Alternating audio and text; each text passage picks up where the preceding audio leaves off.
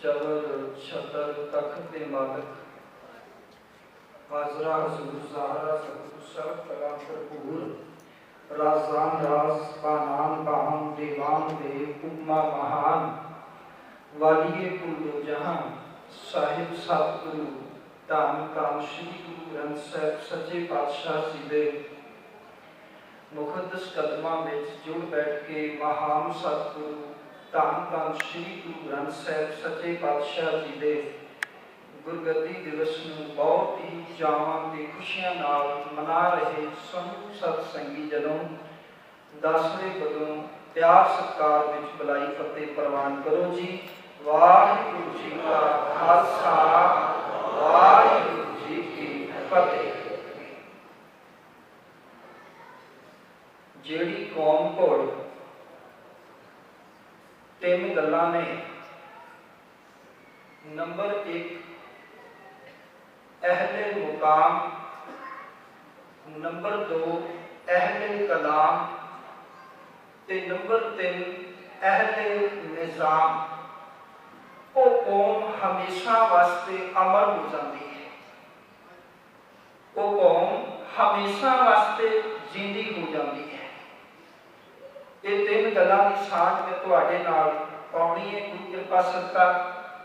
नाल दी नाल आपां यह भी विचारना है कि अजोके समय दे विच जो हालात चल रहे हैं उन्हां हालातां विच अज सिख दा भरोसा की कारण है कि गुरु ग्रंथ साहिब जी तो डोल गया है।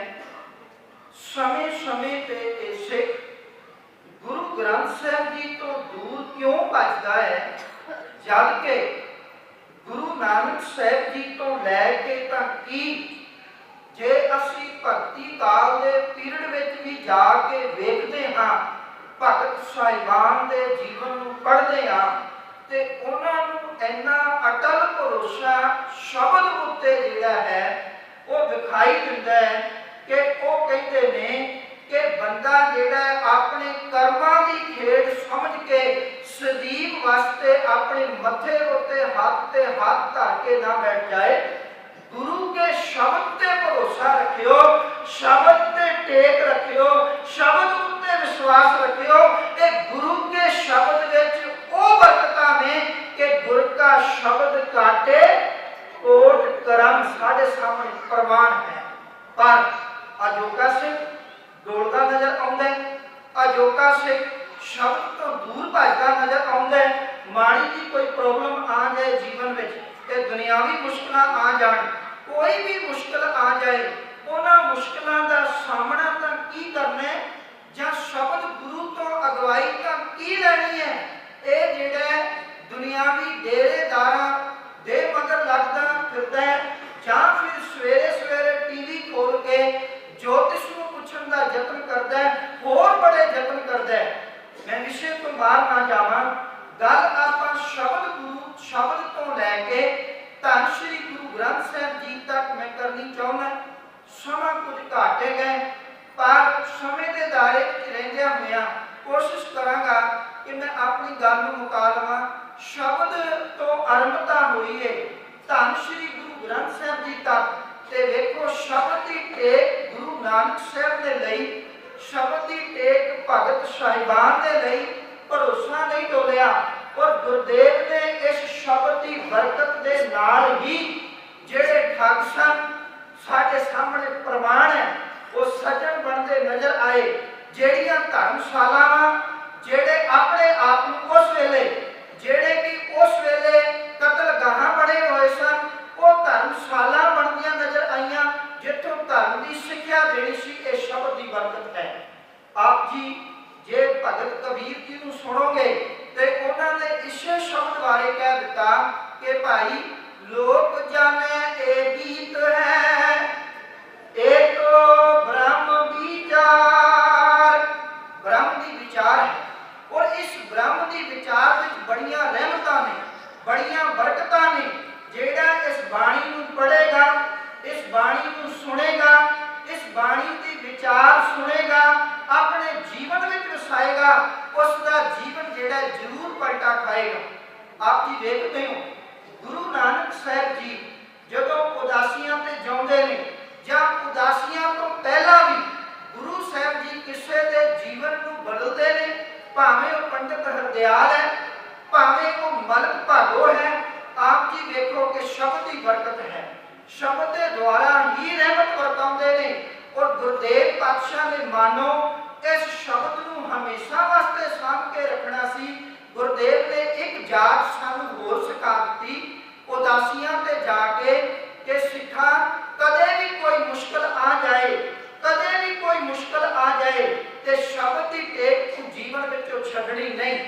देखो ना, भावें को सुमेर पर्वत है, भावें को गोरख मता है, भावें को अचल बटाला है, सानू तीन प्रमाण मिलते हैं। सिद्धा नाल गोष्ठी होंदे, चर्चा होंदे ते तिन्ने थावां ते उन्हां ने करामातां दी गल कीती। अज जे करामातां दी गल नहीं हो रही, अज जंतरा मंत्रा की गल हो रही है। अज बहुत कुछ साडे नाल इस तरह किया जा रहा है कि सिखां नूं भरमाया जा रहा है कि जी पहला तो मेरे 10-10 20 ट्रक चलते सन, पर एकदम ठा बिजनेस बंद हो गया। तो जदों का यह रुद्राक्ष कंठ विच पाया, शायद आप जी ने टीवी ते सुनिया होगा, वो सीधा सरदार भाई है, जूड़ा उहदे सिर ते, दाड़ा उन्हें प्रकाश किया है, ਉਹਦੇ गले में रुद्राक्ष पाया दिखाते हैं। तो यह कहते जदों का यह पाया बड़ी कृपा है, वो 10 के 10 ट्रक हुण 20 बन चुके हैं, बड़ा सोहना बिजनेस चल रहा है। ये सानू शब्द गुरु तो दूर ले जाने की गल की जा रही है। पर बाबे वो सिद्ध पुछते हैं, बाबा तू सारे जगत में तेरी जय जयकार, ये सानू कृपा करके एक गल दस, असीं ते इको गल जानते वां कि सानू जिहड़ा करामातां तो अलावा कोई गल नहीं आउंदी, तुसीं कृपा करके सानू कोई करामात विखाओगे, तुहाडे कोल वड्डी करामात किहड़ी है? ते गुरु नानक साहब जी इसे शब्द की टेक वाल इशारा करते हैं। सतगुरु जी कहते हैं कि गुर संगत बाणी बिना दूजी ओट नहीं है राई। राई का दाना कितना हुंदा जी? आप जी सारे सियाने बैठे हो। गुरुदेव कहते हैं सिद्धो मेरे को आ जिहड़ी संगत है ते गुरु की बाणी जिहड़ी है, जिहड़ा शब्द है जो मैनू तुरतरगाहों तो आया है कि जैसी मैं आवे खसम की बाणी तैसड़ा करी ज्ञान वे ला लो। उस शब्द की बरकत के नाल ही मैं सारे संसार में जितया। ते अज हकीकत है कि भाई गुरदास जी की जुबान बोल थी, वो कहते ने बाबा अज ये खेड़ वरत गई कि ये सिद्ध भी मनते ने कि शब्द जित्ती सिद्ध मंडली की तोस अपना पंथ निराला। शब्द की बरकत है ना, जे तो साडा विश्वास उठता चला जा रहा है, जिस तो साडा भरोसा उठता चला जा रहा है। गुरुदेव ने वो सिद्ध जेड़े करामाती सन, जेड़े कि दरख्तां नूं उपर ढा दिंदे सन, जेड़े तारे तोड़ के लियाउंदे सन, गुरुदेव ने शब्द के आगे उन्हां नूं झुका दिता ते वो झुक गए। बेनती प्रवान करिया गया धन गुरु नानक साहब जी जब मक्के मदीने गए ते वो कौम जेड़ी कौम कदे किसे अगे झुकदी नहीं, जिन्हों असी जां बाकी लिखारी ये लिखते ने भाई इन्हां तो ज्यादा कट्टड़ बंदा होर कोई नहीं, वो तुहाडे बाबे अगे झुक गए। पता नहीं उन्होंने भी बड़े बड़े सवाल किए। गुरु नानक साहब जी जब मक्के मदीने गए ना, ते मक्के मदीने में जो कुछ होया वो इतिहासिक भगत तुहाडे सामने है। मैं उन्होंने नहीं केवल एक हवाला देना चाहांगा। गुरु नानक साहब जी जब मक्के मदीने गए ने, भाई गुरदास जी कहते ने अपने नाल वो शब्द की टेक लैके गए ने, भाओ शब्द की पोथी ना लैके गए ने।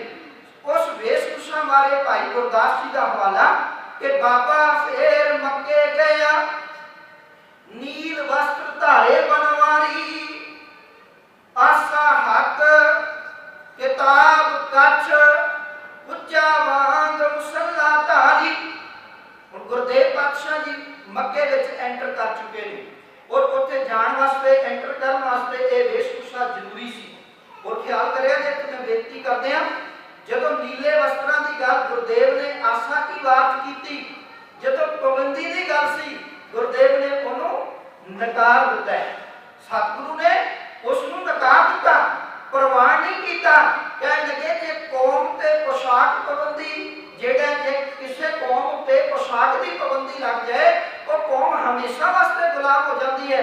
पर गुरुदेव कह लगे शब्द की गल, अकाल पुरख की सच्चाई की गल, उसकी सरबत विच रवे हुए की गल मैं इन्हां तक पहुंचानी है। जे मैनूं गेरू रंग के वस्त्र, मैनूं नीले रंग के वस्त्र जे पाने पे तो मैं पाउण विच कोई गुरेज नहीं करांगा।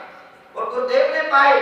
खैर मैं जेड़े विषय ते आना चाहुंदा सी, आसा हथ किताब कच्छ, आसे का अर्थ हुंदा डंडा, किताब कच्छ, किताब कच्छ का अर्थ है कि बगल दे विच उन्हां ने पोथी साहिब रखी। वो पोथी साहिब जेड़ी कि कदे उन्हां ने जदों उदासियां दे मिशन ते गए, पहली उदासी दूजी उदासी विच भगत कबीर जी, भगत रविदास जी, रामानंद जी, इन्हां ने भगत जयदेव जी के जेड़े शब्द मिले उन्हां नूं गुरुदेव ने कलैक्ट करके अपने कोल रखिया ते जेड़ी बाणी हुण तक गुरुदेव ने उच्चारण कीती सी उस बाणी नूं भी एक पोथी रूप विच लिख लिया। इत्थे मैं रुकना चाहांगा, ये बहुत जरूरी विषय ते अज सार पाउंदा है कि गुरुदेव पातशाह जी ने देखो अपने नाल पोथी साहिब रखी है। कित्थे रखी है? कच्छ विच रखी है। कच्छ का भाव है सौखे तरीके नाल सानूं समझ आवे। इस ने निहंग सिंह वीरां दे दर्शन कीते तो संसारियां ने कीते ते असीं मान नाल उन्हां वीरां नूं कहने आ कि ये अकाल पुरख दी फौज ने, मुबारक है वो फौज ने, बहुत चंगी गल है। पर मैं उन्हां वीरां नूं कहना चाहांगा, मेरे भरावो, मेरे वीरों बेनती करा, तुहाडे चोले उत्ते पाया होया वो झोला, तुहाडे चोले उत्ते पाया होया वो झोला वो बाणी दी पोथी रखण वास्ते सी, वो बाणी दी पोथी रखण वास्ते सी, वो नितनेम दे गुटका साहिब रखण वास्ते सी, वो पंज ग्रंथी रखण वास्ते सी, वो भगत बाणी रखण वास्ते सी, वो 22-12 रखण वास्ते सी। सच्चाई ते यह है कि अज वो झोली उपरों पाई नजर आउंदी है पर ओदे विच भंग पाई नजर आउंदी है। कि तुसी किसी निहंग सिंह वीर कोलों देखिए किसी को पोथी निकलती है अजोके समय में? ऐसे में निहंग सिंह वीरां की जो गल करा ना, अकाली का तुक तत्करा लिखण वाले अकाली कौर सिंह निहंग सिंह ने जे उस झोली की महानता पाई है, ये अकाली कौर सिंह ने पाई है, ये उस झोली की कदर पाई है, ये अकाली कौर सिंह ने पाई है। आज इंटरनेट आ गया, तुक तत्करा 1 मिनट भी तुसी कर लेंदे हो, पर पहला की सी? अकाली कौर सिंह दी देन है ना, उस बुजुर्ग दी देन नूं असीं भुला सकते हैं? मेरे वर्गा ते कदे नहीं भुला सकदा। मैं ते कोटान कोट नमस्कार करांगा किवें एक तुक नूं एक अखर नूं लिखिया होएगा, अकाली फूला सिंह नूं किवें भुला सकदे हो? कि वो निहंग सिंह वीर नहीं? ते अज निहंग सिंह वीर नूं तुसीं वेखदे हो जेड़ी कौम ते कदे कौमां माण करदियां सन, तुहाडे ते लोकी माण करदे सन, दूजे लोकी फकर करदे सन, ते सिखां दी कौम विच कोई मंगता नहीं। अज इतिहासिक गुरुद्वारियां तो बाहर तक की हर सिंह सभा तो बाहर देखो तुहानूं एक ना एक बाहरों आया जेड़ा मैं हुण की शब्द वरतां निहंग सिंह के मंगता किथे खलोगे असीं? क्यों सानूं गुरु नानक साहिब दी ओह झोली भुल गई? जे ओहदे विच बाणी हुंदी ना ते ऐ निहंग सिंह वीर तेरे अगे मैं दोवें हाथ जोड़ के बेनती करदा, तू दर-दर दी मोहताजी नहीं, तू मंगता ना बनदा, तू चेते रख, तू बाणी दा ज्ञाता बनदा ते अज बाणी नूं पढ़ के जिथे अपने जीवन दा उद्धार करदा उत्थे किन्ने लोकां दा होर उद्धार हो सकदा सी। महानता समझदी सी पर नहीं समझ सकिया, नहीं समझ सकिया कि गुरुदेव पातशाह जी तुसी झोली पाई तुसी भी झोली पर ओदे विच बाणी दा खजाना रखिया और इन्हां निहंग सिंह वीरां ने भी बाणी दा खजाना रखिया। ये जिहड़े साडे कोल अखंड पाठ साहिब दी मर्यादा प्रचलित होई कदों होई? घल्लूघारे वेले होई ना, जदों निहंग सिंह वीर जदों साडे नाल हालात पैदा हो गए कि घर के कट्टे बन लुकै बनकर नीर लुकाई, नीर के कट्टे कहां लुकै कहो सिंह कद जाई, उदों घोड़ियां दी काठियां साडे घर हुंदे सी ते घोड़ियां दी काठियां उत्ते बैठ के वीर जिहड़े ने गुरबाणी दा पाठ करदे सी। आप मैं अपने अखी बंगला साहिब अजायब घर विच जिहड़े आप जी ने भी कदे दर्शन कीते होंगे कि जिन्ना को बड़ा सुंदर कुत्ता हुंदा है इस आकार की जिहड़ी है वो भीड़ उत्थे जिहड़ा विराजमान सी ते वो बीड़ जिहड़ी है एक झोली विच बिल्कुल ऐन अदब सहित रखी जा सकती है, पूरे का पूरा पाठ किया जा सकता। सानू लोड़ है ये गल उन्हां वीरां नूं समझाउण दी, बड़े प्यार नाल, वो भी साडे भरा ने, पर उन्हां नूं प्यार नाल समझाना पएगा कि क्यों तुसीं इस आड़ विच चले गए, सारा सारा दिन सुक्का पीता, सारा सारा दिन भंग पीती पे वे तुसीं। वो कहते बाबा दीप सिंह वल तां ध्यान मारो, गुरु ग्रंथ साहिब दे लिखारी वल तां ध्यान मारो। तुसीं जे अज ये भंग पी के इस तरह के हालात भी तुसीं हो ते तुसीं अज बाबा दीप सिंह नूं बदनाम कर रहे हो, अकाली कौर सिंह नूं बदनाम कर रहे हो, अकाली फूला सिंह नूं कर रहे हो। मेरे वीरो आओ, वापस आओ, तुहाडा ये विरसा है, तुहाडा ये विरसा है। ये जिहड़ी झोली दित्ती गई है ये बाणी नूं सामण वास्ते दित्ती गई है, आप जी भी सामोगे तां कोल सामेगा। खैर मैं अपने विचार पर परत के आवां। गुरदेव पातशाह ने कृपा की, उत्थे पोथी साहब जिहड़े नाल लैके गए मक्के विच, उन्हां लोकां ने गुरदेव नाल घट ना गुजारी। आखिर कहते ने जदों उन्हां नूं असलीयत दी समझ आई ते उन्हां ने कहा सतगुरु जी वर्गली गल्लां बहुत हो गई, हुण गल्लां वर्गली नहीं।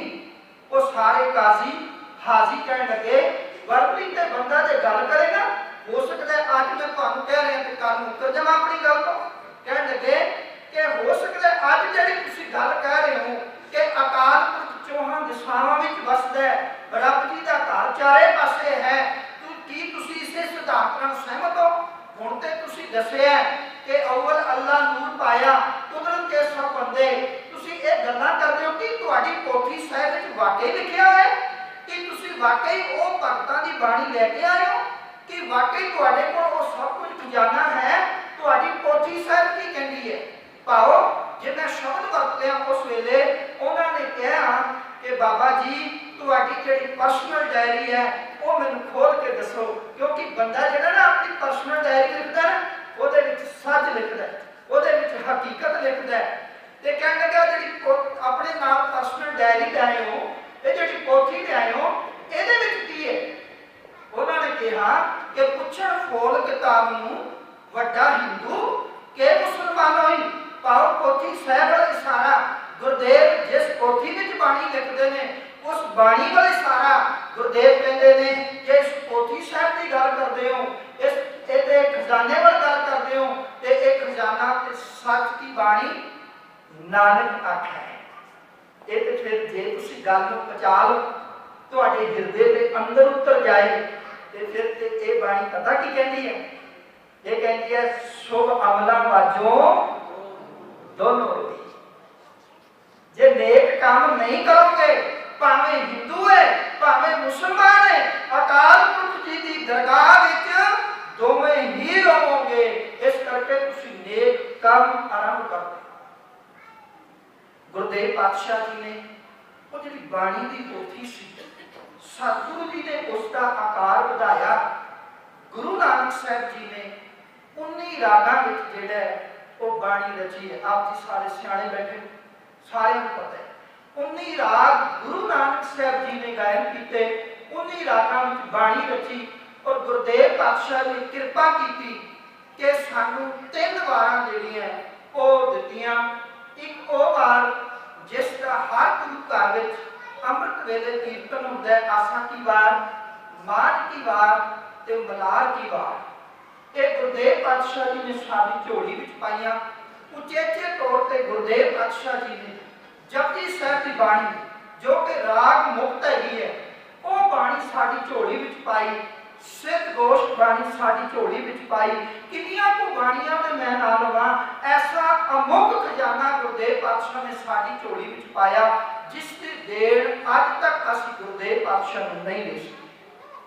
गुरु नानक साहब जी ने कृपा की, रहमत की।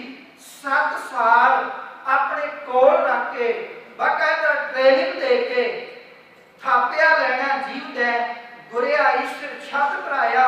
उस लैणे की झोली विच जदों लैणे अंगद बनाया ते अज जन्म साखी दे ओ बोल साडे इतिहासिक गवाही दिंदे ने कि तित महल जो शब्द हुआ सो पोथी गुर अंगद जोग मिली।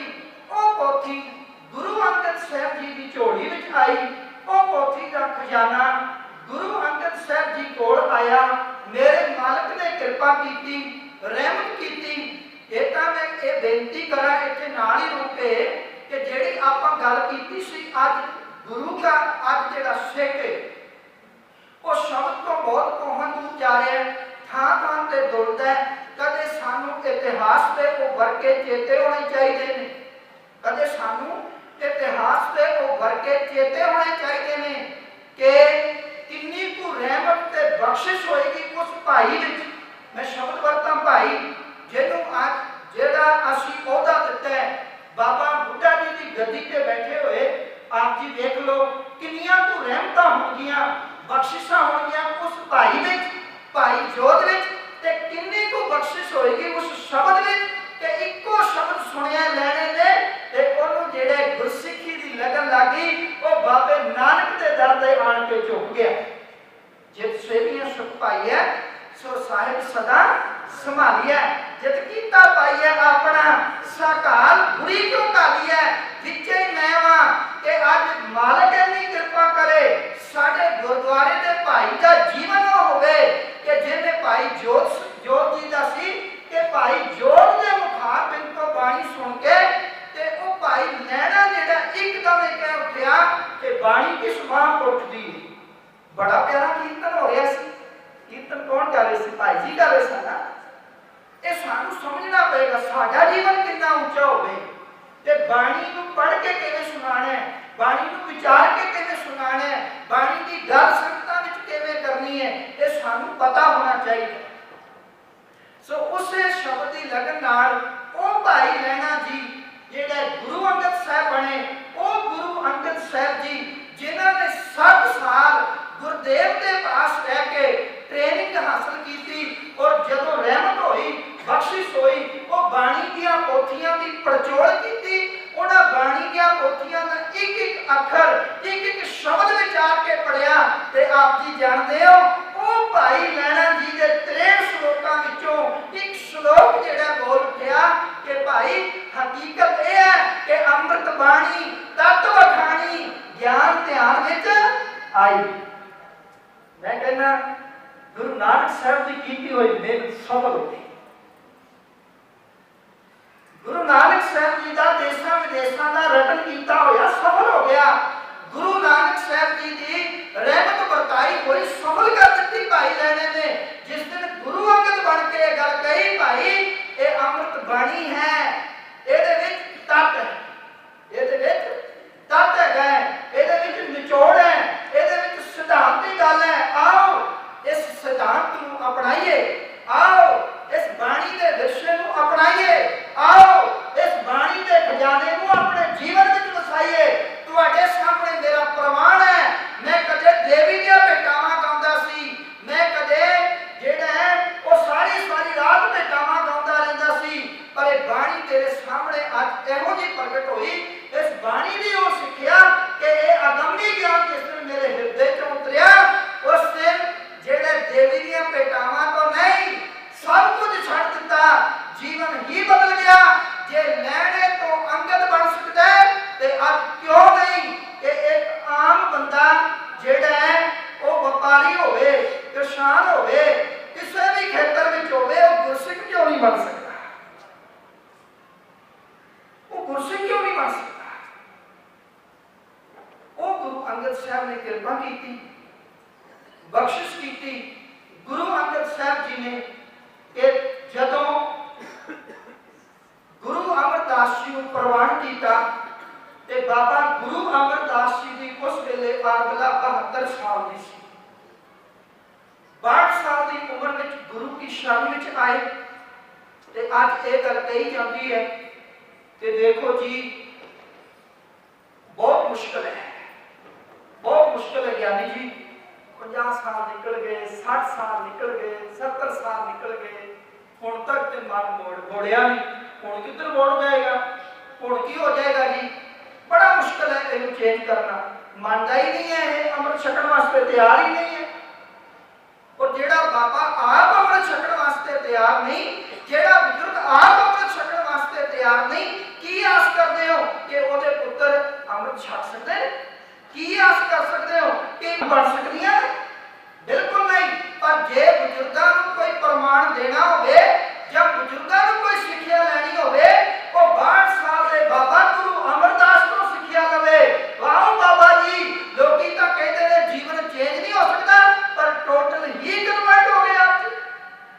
कमाल हो गई, हाथ हो गई कि कितने एक बार नहीं, 2 बार नहीं, 3 बार नहीं, 20 बार गंगा दियां यात्रावां करनियां, कितने वैष्णो साधा नूं भोजन पका के खिलाना, किन्ने को दृढ़ ते पक्के होणगे उन्हां विच। पर गुरदेव पातशाह जी किरपा वरत गई कि जदों 11 साल विच सिख धर्म नूं स्टडी कीता, 11 साल विच गुरु नानक साहब दी बाणी, भगत साहिबान दी बाणी नूं जिहड़ा घोकिया, गुरु अंगद साहब दे 63 श्लोकां नूं घोकिया, उस दिन जीवन पट गया। उस दिन बाबे ने कह दिता, मैं अपने मुखारबिन तो यह गल कहना चाहुंदा कि आज तख्तो ताज हासिल होया। आज मैं कहना चाहुंदा कि प्यारिओ, सच्ची गल तां यह है, मैनूं वो धर्म प्राप्त हो गया क्योंकि मैं उस धर्म विचों आया सी जिस धर्म विच किसी रविदासीए नूं, किसी सूदर नूं 4 वेदां विचों एक वेद भी पढ़न की इजाजत नहीं, धर्म शास्त्र पढ़न की इजाजत नहीं। तो बाबा गुरु अमरदास बन के कहंदा है, ये असीं कंडीशन सब ते खत्म कर देनी है, वो ग्रंथ, वो बाणी दा खजाना तैयार करांगे जिहदे वास्ते कंडीशनां खत्म करके अज साडा बाबा कह गया, आओ सिख सतगुरु के प्यारिओ, गाओ सच्ची बाणी, बाणी तगाओ गुरु केरी, बाणियां सिर बाणी, बाणी तगाओ गुरु केरी, बाणियां सिर बाणी। फिर साडा कहना बनता है, फिर साडा कहना बनता है, की कहना बनता जी कि एक ओ खजाना है, एक ओ खजाना है जेड़ा साडे 10 गुरुआं दा भी गुरु है, गुरु ग्रंथ साहिब। साडे 10 गुरुआं दा भी गुरु है, गुरु ग्रंथ साहिब। कदे सिद्धा ने गुरु नानक साहब नूं पुछया सी, उन्हां ने कहा सी शब्द गुरु सुर तो चेला, जाती होएगी इतिहास नाल। जे मैं समय नूं देखे ते बहुत गाली कीती, इस करके मैं इत्थे खिमा मंगदा है और आप सारिਆਂ ਨੂੰ ਦੋਵੇਂ ਹੱਥ जोड़ के बेनती करदा है, ਦੋਵੇਂ हੱਥ जोड़ के किरपा करिया जे कल दे दीवान विच जिवें हुम आ के पहुंचे हो इसे तरह पहुंचना, ताकि जिहड़ा एक खजाना है ना, ये किसी एक का भी जीवन जे पट गया, किसी एक का भी, सच्चाई ये होएगी कि ये साडा मनाया हुआ गुरपुरब ते इस हाल का पहला जिहड़ा मेरा ख्याल है कि उद्घाटन है, ये सफला हो जाएगा बीबियां वालों मनाया हुआ।